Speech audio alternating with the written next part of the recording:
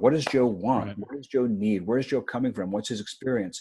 You got to tell the story. And if I don't cry when I'm writing it, if I don't laugh when I'm writing it, if I'm not moved as it's going on the page and as I read back what I've written, then the reader won't be moved. And if the reader isn't moved, they won't care, and they won't learn, and they won't retain. From cave drawings to family histories to stories around the fire, humans crave order among chaos, connection amid isolation. So we tell stories. Our mission at the Storytellers Network is to bring the art of story to the masses. Whether you're in marketing, you're an entrepreneur, or you're developing your own personal brand, telling your story effectively can make the difference between celebrating milestones and collecting unemployment. The Storytellers Network strives to help storytellers tell their stories so you can learn from the best. Now, your host, Dan Moyle. Welcome to the Storytellers Network podcast. I'm your host, Dan Moyle, and I'm so excited to have you here today because this is part 2 of the season finale of Business Storytellers. And I'm excited to bring the next portion of the Go Giver partnership, John David Mann. He is a master storyteller. He has a new book that just came out as you're listening to this. So we'll talk about that real quick. Remember to go to thestorytellersnetwork.com for past episodes like the one from Bob that I just mentioned. Also for other resources and just to contact me, read a little bit about what's going on with the Storytellers Network. Sign up for the email. I'd love to have you a part of that world as well, which is kind of funny that I say that because you'll hear later in the interview. The email list is where it's at. So if you're a storyteller, cultivate and build your email list. John references that in the conversation. So I want to get to the interview. John David Mann has written, 30 books. He's been a co-writer with some amazing folks that have terrific ideas. He brings parables to life. He wrote, if you're watching it on YouTube, he's the co-author of The Go Giver with Bob Berg. I just showed it to the camera. So if you're listening, go to YouTube and check that out. So he's the co-author of that and that entire series. He just released a book with David Bach called The Latte Factor. And David has written several books as well. So John gets to work with these folks. And it's an incredible experience. I hope you get a lot out of it. I had a wonderful time talking with John. So I'm going to get to John David Mann's stories right now. So let's get to his stories. Well, John, thank you for taking time to talk to the Storytellers Network listeners. Welcome to the show, my friend. Thank you. Pleasure to be here. So, John, you are often called, or maybe I'm not sure about often, but you are called a master storyteller. How long have you been a storyteller? Has that always been in your blood? That's a great question. I suppose it has been. I've only been writing books for a little over 10 years, to be honest. I started 12 years ago. I published my first book. It's not entirely true. I sort of ghostwritten a few books for people before that, but it hasn't been that long. Fairly late in my life, I started this current career that I'm in. Before that, I spent well over a decade, maybe 2, editing other people's stuff. And that, I think, is a fantastic training platform, by the way, for writers, editing other people's stuff. Making other people's stuff better. You have less emotional attachment to it. It's not yours. There you go. Before that, and actually, early in my life, I started out as a classical musician, a concert cellist and composer.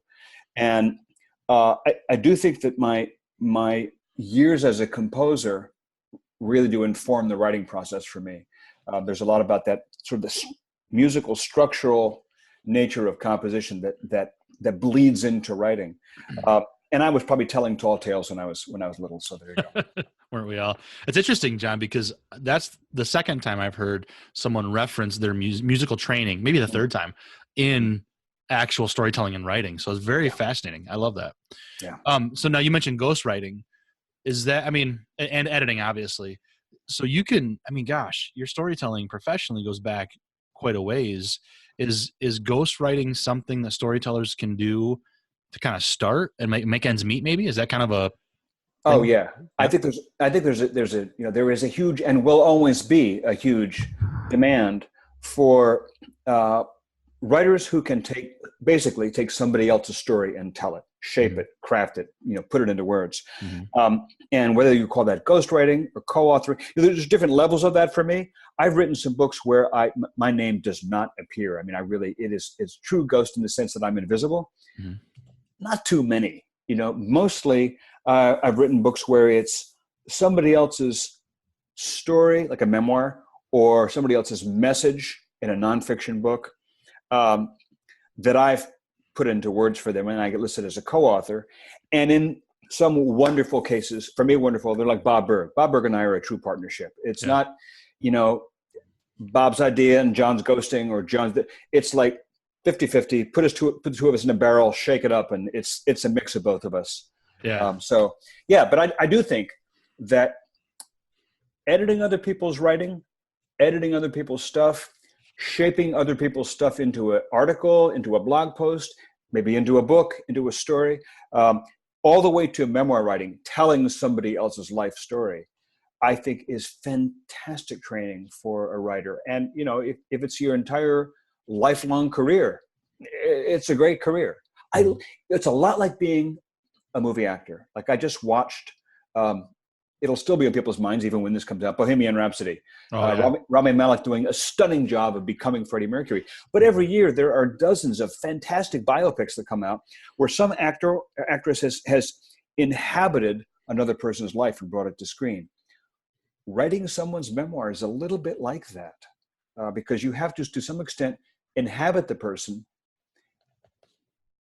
and also make it yourself. I mean, if you talk to any great actor, they're going to say that they have to find something in their own life that relates to that story. They have to kind of merge with the story in a very real way in order to portray it on screen. They can't just pretend to be that person. You have to relate to that person and relate their experience to your experience. And you've got to do that as a writer. Same thing. That's a fascinating way to look at it. I'd never heard it spoken that way or thought of it that way.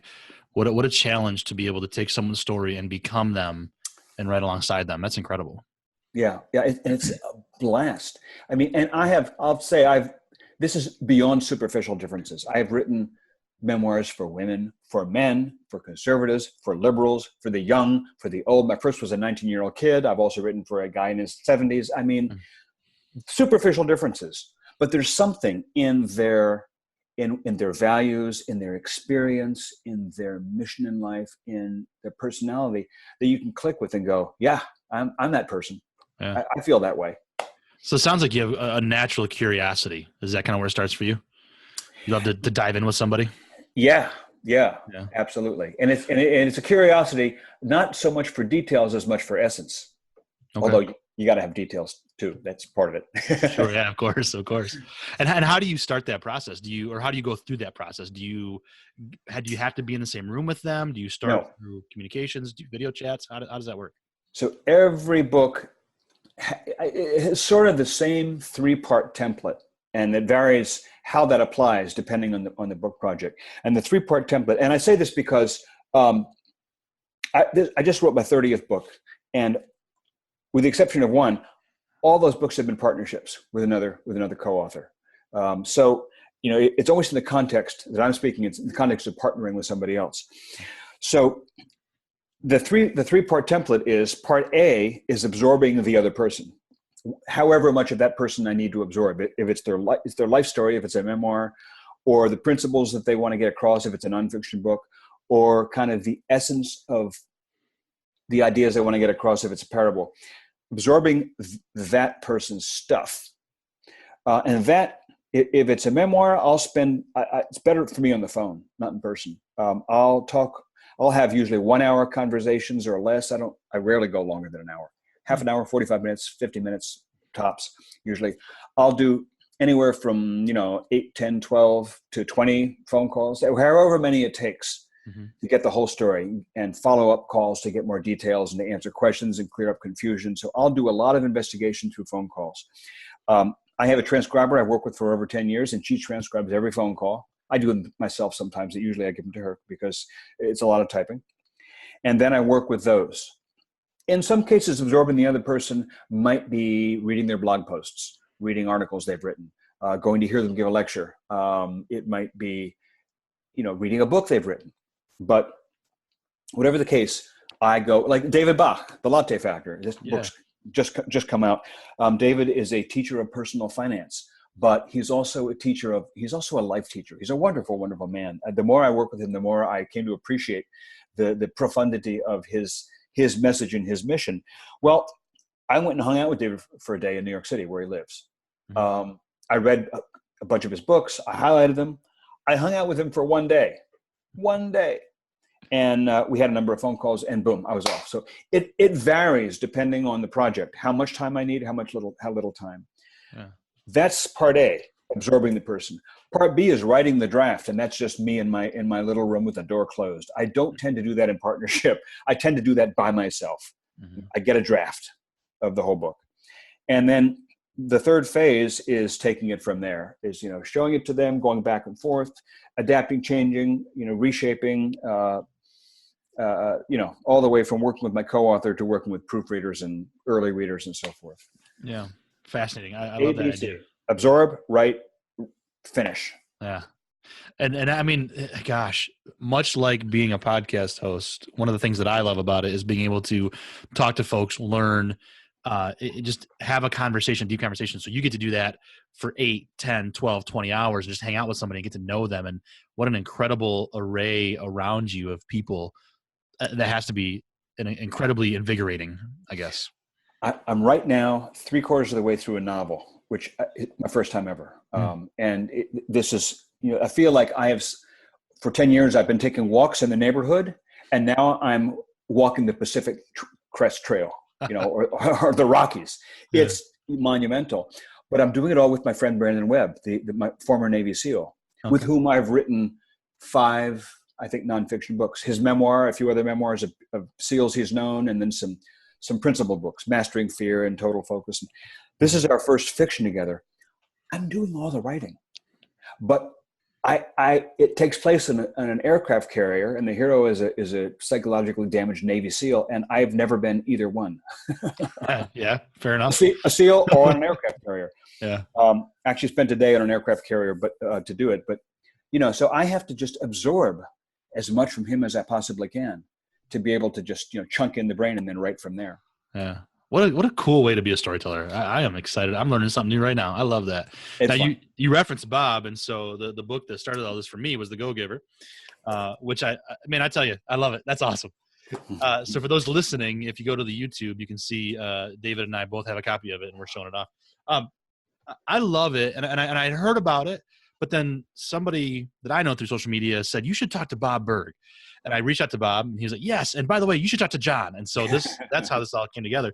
But I typically read right now 2 to 4 books a month. So yeah. I'm feeling pretty good about that. This, I couldn't put it down. I read it in a couple hours because I just couldn't stop. It's so good. And I know, like, the Latte Factor is one of those too that you can kind of read in an hour, but it lasts a lifetime kind of a thing. Yeah.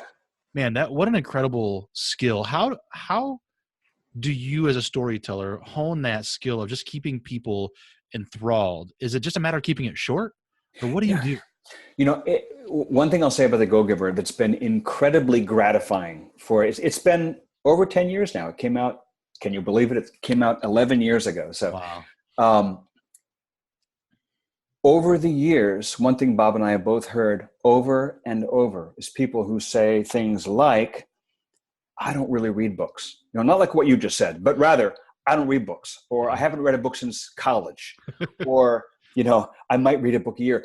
But your book, I read it in a weekend, or I read it in a night, or in an afternoon, or whatever.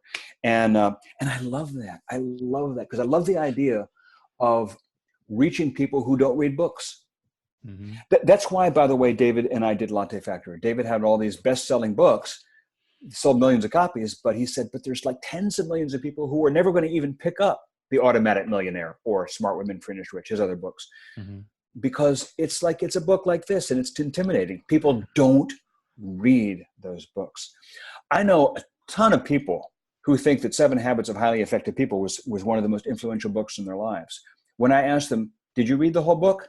I think Bob Berg is the only person who ever answered yes.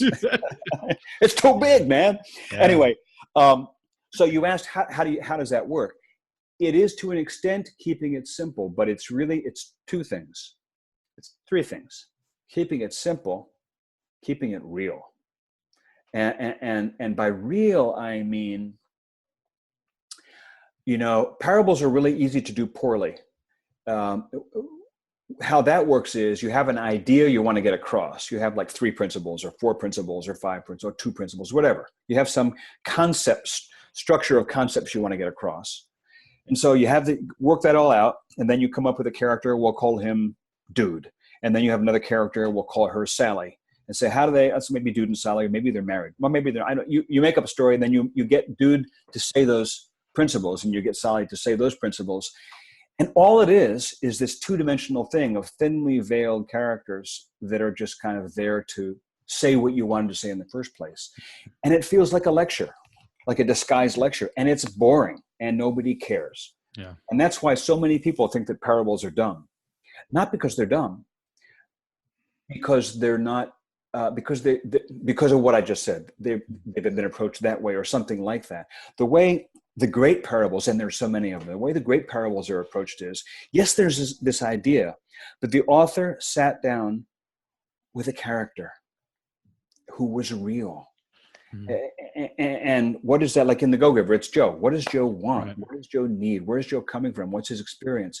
You got to tell the story. And if the story, if I don't cry when I'm writing it, if I don't laugh when I'm writing it, if I'm not moved as it's going on the page and as I read back what I've written, then the reader won't be moved. And if the reader isn't moved, they won't care, and they won't learn, and they won't retain.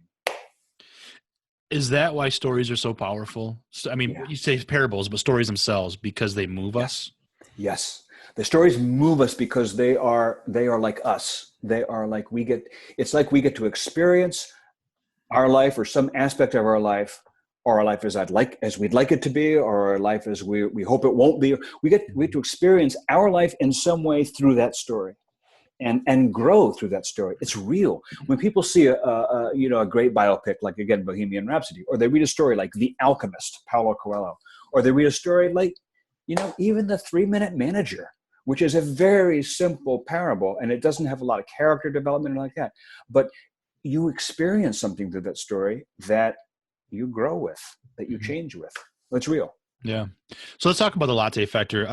First of all, it's kind of funny because the main character is Zoe Daniels. So my name is Daniel, obviously. My youngest daughter is Zoe. So I'm like, this is awesome. All right. We nailed it. Anyway. But yeah, let's talk about the Latte Factor, though. I love the idea of, again, having a character that I can relate to. This person who is this really all that I'm living for? And she's struggling. So I'm going to let you talk about your and David's story. Tell me a little bit about the Latte Factor and how that plays out. So this is a principle that David became famous for nearly 20 years ago. I think it's 20 years ago or so. But he had always wanted to put it into a story. And he approached me over a decade ago when The Go-Giver came out and talked about the idea of doing this. And it took us until now to do it, but here it is. And so the story is this, that there's the person at the core of the story is Zoe Daniels, named after you and your daughter. That's right. And Zoe's life is not a wreck. It's not miserable, but there's a disquiet. The story opens with her being, something just doesn't feel right. And what it is she has this job that isn't awful, but she's kind of chasing her bills every month. She's taking work home every weekend. She's entertaining the idea of this other job that her friend is holding out for her, which would pay more, but don't think she's going to like it very much, but it would pay more. And she's under this crushing student loan debt. And her only examples, it's kind of her models for living, are her friend who has this higher paying, fast-paced job that she's not sure about, and her parents who have, let's face it, kind of struggled their whole lives and are still struggling. And so it's this feeling of, where am I going with my life? And isn't there more to this? And is it going to be a struggle to keep my bills paid until, the day I die? And that's kind of the journey that she sets out on. She's walking through the Oculus, which is this incredible building in New York City, which is just a block from where David Bach lives. You can see it out his window. And the Oculus is a building that was built in the ashes of 9/11. And it's this huge walkway where all the subways and trains and PATH trains and so forth in New York City all meet. And it looks like a huge spread of marble wings. It's an amazing building. And as she's walking through, she walks down this long corridor and sees a gigantic on a video screen that's really there that scrolls messages all day long. She sees this big message, and it's a picture of a desert And on the desert, there's this beached shipwrecked ship sitting in the desert. And the sign says, if you don't know where you're going, you might not like where you end up. And the image just nags at her. It gnaws at her. It's like, how did this ship get into a desert, first of all? It's like the beginning of Close Encounters of the Third Kind. Right. And the phrase, if you don't know where you're going, you might not like where you end up. It just gnaws at her because she doesn't really know where she's going to end up with the life that she's living. So it's not just about finance. It's kind of like, whose life is she living and where is she going and what's the plan here? Mm-hmm. I'm intrigued. I love the story.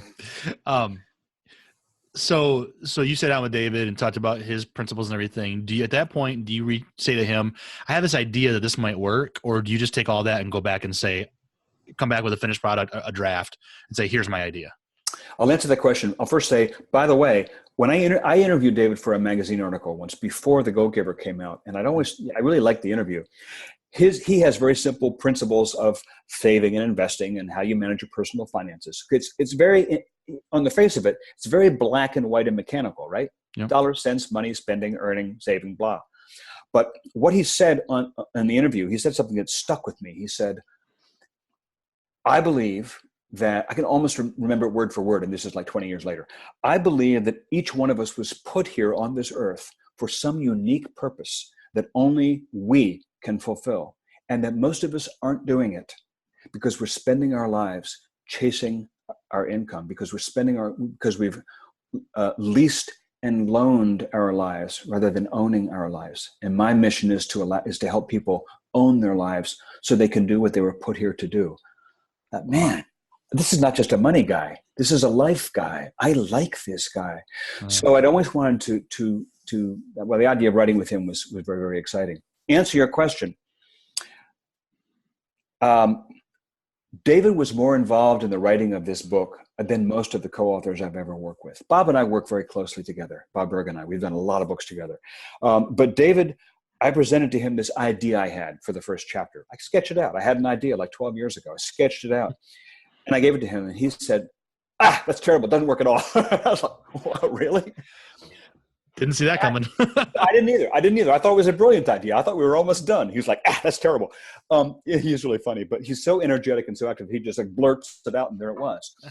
Idea of the scene was good, and it's still there in the scene. It was a different name. It was a different setting. It was a painting, not a photograph. It was a art shop, not a coffee shop. It was in Little Town. It wasn't New York City. He kind of changed the whole thing a little bit, but it was the same idea. And the whole book went like that. I'd write a few chapters, I'd write some ideas, pop it off to him. He'd send it back and saying, this is great. This is terrible. This is great. This is terrible. And so we bounced back and forth like that. Mostly I made this all up, but a bunch of the things in the story were me bouncing off real events in his life, real events in my life, my attempt to just manifest in a personality principles that he talked about. So it goes back and forth like that. And how is that? So how do you deal with that? This is terrible. This is good. The back and forth. Do you just go into these relationships knowing that you're going to get feedback, or do you have to just develop thick skin? Because it kind of gives me a little bit of anxiety going, I don't want somebody to tell me my writing's terrible. So how do you do that as a storyteller? I may have been exaggerating slightly. It was not frequent that he would say, this is terrible. Sure. But, I get notes back in all capital letters, exclamation points, and what's happening here? I don't understand this. I learned two principles from my writing teacher, my first writing teacher, who's still a mentor of mine. One of them is you have to absolutely trust yourself. Don't listen to what anybody says. Just trust yourself and write what you know. And the second principle is do not trust yourself. Have to listen to other people. Now you have to make a decision about who you're going to listen to, but you have to.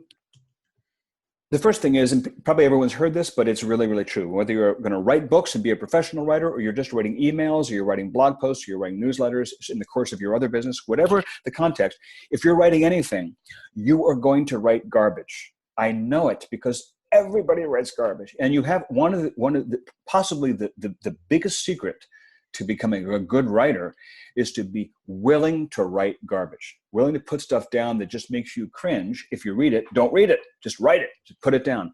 So you have to have this kind of almost arrogant, a teenager-like, complete and utter faith in yourself based on nothing. But you still have it. Just the conviction that you're right, that this is the best idea that's ever been put into human language, ever. And you write it down, and you know this is better than brilliant. This is better than Faulkner. This is better than James. This is better than anybody. And then you go back the next day and you say, oh my God, what drivel. But then you have to be willing to show it to people and take the feedback and be able to listen and hear the feedback. And Neil Gaiman said something that I love about writing, about getting feedback, which is that when a reader tells you this section doesn't work, they're almost always right. When a reader tells you how to fix it, they're almost always wrong. Interesting. And I find this to be mostly true. Mm-hmm. So yeah, it isn't thick skin as much as knowing that what you're hearing is just feedback from the universe. It's the whistle of the wind. It's telling you you're cold, put on a jacket and change these words. I love that. That's good. Yeah. That's it's interesting that if they give you specifics on how to fix it, they don't necessarily know what they're talking about. But if they just feel it, that's okay. So go with the feeling. And at the end of the day, the readers have the power in a way. So, and obviously it's working for you, John. So, and I do want to append that by saying that in terms, I am really careful who I get feedback from. Sure. And I think that's you'd be really, really choosy about who you show your writing for feedback. And then you can't be really, really choosy about the feedback. I mean, you don't accept everything, but the key judgment is to choose your reader as well. And do you try to balance out kind of when you're finding who to read it those first times, people that will give you completely honest feedback and people who might just say, keep it up, you're doing great? I mean, do you look for those yes men, or is it just people who will give you honest feedback? I'm certainly not going to lie about this. I love it when people say, wow, this is great. Oh my God, I love this. I do really, really love that. I'll give something to my wife. She's always my first reader. And by the way, first draft goes to nobody. The first draft, Stephen King said, write your first draft with the door closed and the second draft with your door open. The first draft you don't show to a soul because it's too tender. It's too fragile.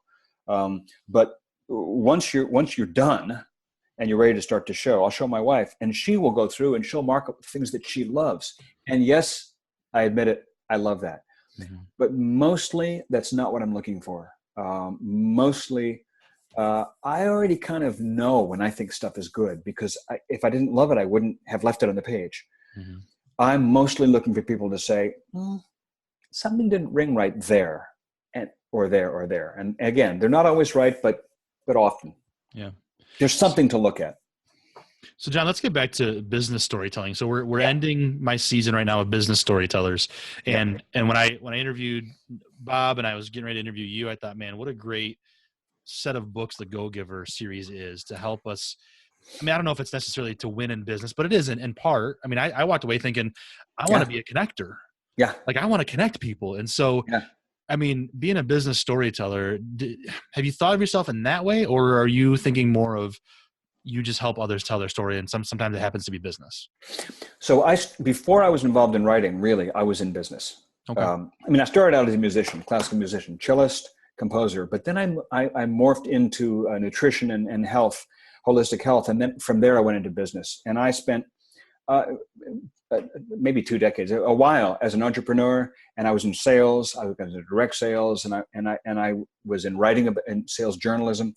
So a lot of my early writing skills development was in the context of leadership and sales and business success and succeeding in business in a way that had integrity and that was consistent with one's values and so forth.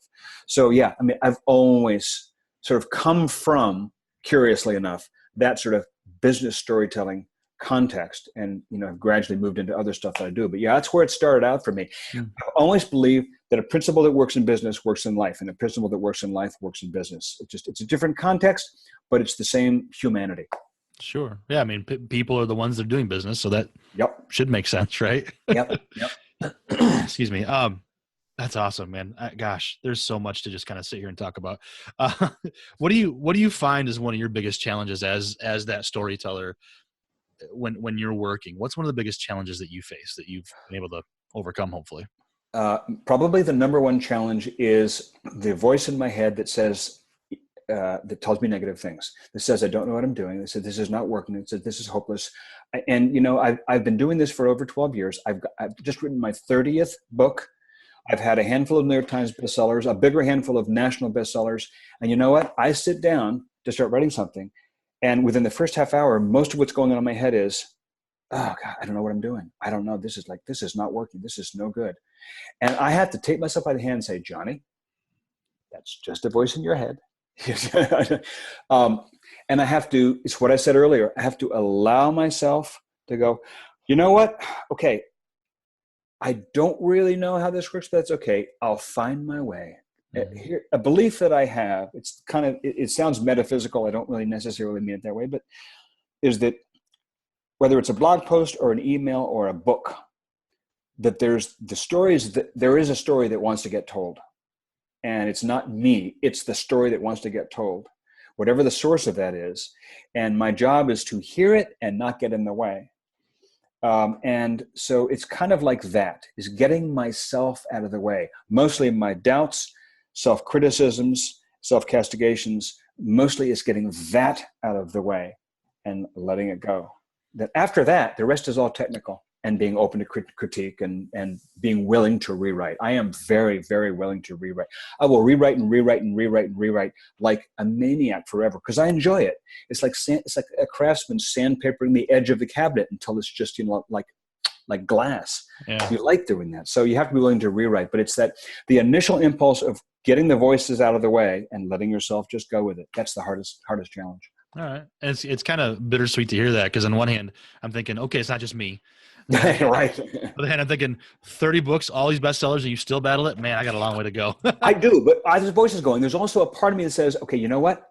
You know you've done this before. Yeah. This will work. You know this is going to work. So there is a level of faith that you have, and that faith does not eliminate the negativity and the doubt. It just gives you a foundation to stand on while that swirls around your head. Mm-hmm. Something I heard you say in there too was the way I've kind of thought about story. And I think it comes from an earlier reference that you had as well, Stephen King.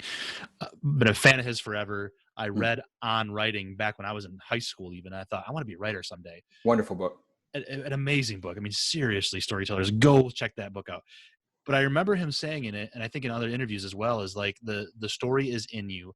It has a life of its own. The characters are there. I'm just the vessel. Yeah. And so even in business writing, business storytelling kind of thing, like you still feel that way, huh? So that yes. Yeah. Because in business storytelling, you may not be telling the story of a person's journey. You may be telling the story of an idea or a concept or a practice or a set of practices, but it's still a story. King, by the way, has a lovely image that I use a lot, which is the story is like an archaeological artifact. It's there in the soil, and your job is to excavate it without wrecking it. So sometimes you have to use a pickaxe to start it, but then you really have to get the whisk broom out, and you have to get the air blower and stuff. Otherwise, these delicate little bones will snap. So to me, it's like that, getting an idea out, sitting in a chair with a blank pad of paper and getting a vague idea that you sort of grasp. It's almost like trying to remember a dream. Getting an idea from the ether out onto the page without screwing it up, so that by the time you get it there, it's like lost its flavor. To me, that is like, it's excruciatingly difficult. It's very, very, it's a hard thing to do. It's so worth it. I've never given birth to a child, but I've been at the births of a few of my kids. And I think it's probably a lot like giving birth. Yeah. The pain is not quite as physical, I'm pretty sure. No, not at all. No, thanks. So I want to get a technical question for you. As someone who's been on the bestseller list multiple times, how do you think the landscape looks today in getting our stories out there? How are we supposed to get our voices heard as storytellers?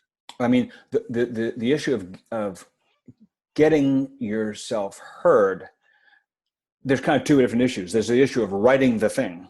Then there's the issue of getting that heard. And I don't consider myself an expert in the second part at all. I mean, I wish I were more of an expert in that.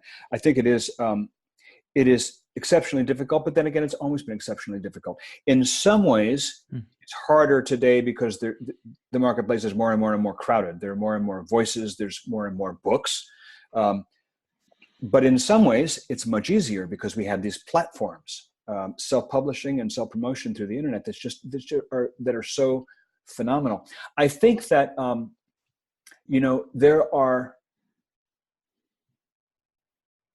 the first principle is to write something that is of tremendous value, and the quality really matters. If you write a mediocre book, it kind of like, I know there's mediocre writing that's been on the bestseller list, and I know that's all these exceptions are there, but by and large, the first task is to write the finest quality you can possibly write. The second task, and maybe the second task comes first because it's in the concept, is what you write needs to have some kind of readily graspable uniqueness to it that makes people just hear it in a sentence and go, huh? Because I'll tell you, Dan, I've written some books that I thought were some of my best writing and haven't sold much. And I've written books that I thought were not necessarily better writing than those, but have sold a ton more. And that had to do with how starkly interesting the core message was. I mean, The Go-Giver. Bob came up with the title and the idea, and then we took it from there. And it's like, I'm happy that people think the book was well written, and I enjoy the book, but it's also, it's a killer concept. It's a great concept. So uniqueness and hookability, catchability, stickiness of concept is enormous. I can't overemphasize it, because if your concept isn't sticky, then nothing can overcome it. High quality product is paramount. And then there's the issue of getting the voice heard. And of that, there's better teachers than me. I get that. So it kind of reminds me of the idea that I love music. I don't play. I tried at one point, but I'm terrible. I can't sing either. But my favorite music is heavy rock and roll, heavy metal. Guns N' Roses is a tremendous band, and that very first album was magic. From there, it's all pretty good, but that first album was magic. So I kind of feel like what I'm hearing you say is finding that magic alchemation of the content and the voice, and that it's graspable. That's where it's at. So it's hard work. In Hollywood, they had this thing they call high concept, and high concept basically means it's a movie that I can describe it in one sentence and you get it and you want to see it, or, unless you totally don't like it. So, I mean, the most obvious example is, biopics, the story of Freddie Mercury. Well, that's boom, got that. But high concept is a storyline that has never been done before in quite that way. And you get it almost instantly, so that when you hear one sentence, you can kind of picture the whole story in your head. Yeah. That's kind of what you want to look for in a book, because if you get that, then, American Sniper, books that just like the moment you get the subtitle, you got the whole picture. The movie Snakes in a Plane is the only movie I know whose initial pitch was the same as the title of the movie. Yeah, right. The whole thing was sold. The whole idea for the movie was sold on the pitch, which was 4 words. 4 words. That's funny. I'm not saying it's great. I'm not saying that's the greatest movie ever made. No, but it certainly got a lot of play. Illustrating a point, yeah.